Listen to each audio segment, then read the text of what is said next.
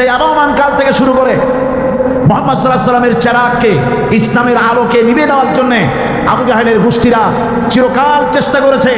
আল্লাহ পাক তাদের এই বাতিলের সৃষ্ট টর্নেডো, গর্কি, জলোচ্ছ্বাস, ঘূর্ণিঝড়কে সবকিছু উপেক্ষা করে মুহাম্মদ সাল্লাল্লাহু আলাইহি ওয়াসাল্লামের ইসলামের, আল্লাহর ইসলামের চেরাগকে, বাতিকে জ্বালিয়ে রেখেছেন। জ্বলছে, জ্বলবে, কিয়ামত পর্যন্ত কেউ নিভাতে পারবে না।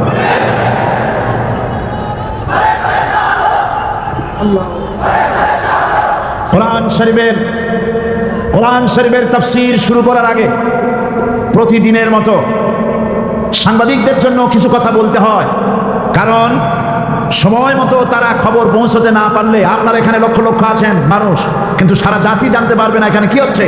এই জন্য আমি আজকের বক্তৃতায় কি সব কথা আনবো, তাফসীরের মাধ্যমে কি সব কথা আসবে, তার একটা সামারাইজ, তার সার সংক্ষেপ, অর্থাৎ নিউজের হেডলাইন যেমন বলা হয় সেরকম কিছু কথা 2-1 মিনিটে বলেই কোরআন শরীফের তাফসীর শুরু করব। বেমাশিয়াতিল্লাহ, বিইজনিল্লাহ, বেফাদলিল্লাহ। সেই কথাগুলি হচ্ছে, এই পৃথিবীতে নবী রাসূলগণের আগমন ঘটেছিল, উদ্দেশ্য ছিল এই আল্লাহর জমিনে আল্লাহর মানুষের উপরে আল্লাহর বিধান কায়েম করা। এটাই ছিল নবীদের আগমনের উদ্দেশ্য। আর শয়তানের আগমনের উদ্দেশ্য ছিল আল্লাহর বিধানের পরিবর্তে ধর্ম নিরপেক্ষ মতবাদ কায়েম করা। এজন্য পৃথিবীর কোন নবী, কোন রাসূল ধর্ম নিরপেক্ষ ছিলেন না, সবাই ছিলেন ধর্মের পক্ষে। রাসূলুল্লাহর অসংখ্য সাহাবীদের মধ্যে একজন সাহাবীও ধর্মের ব্যাপারে নিরপেক্ষ ছিলেন না।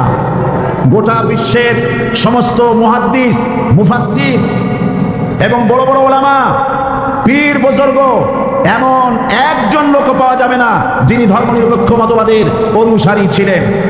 তাই ধর্মনিরপেক্ষ মতবাদের অনুসারী হওয়ার অর্থই হচ্ছে পবিত্র কোরআন হাদিসের সরাসরি অমান্য করা এবং আল্লাহ তার রাসূলের সাথে বিদ্রোহ ঘোষণা করার শামিল।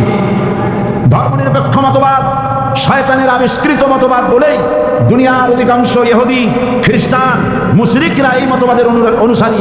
ইসলাম সম্পর্কে অনভিজ্ঞ পৃথিবীর কিছু কিছু মুসলিম দেশের কিছু কিছু নামধারী মুসলমান ধর্মনিরপেক্ষ মতবাদের ষড়যন্ত্রে পা দিয়েছে।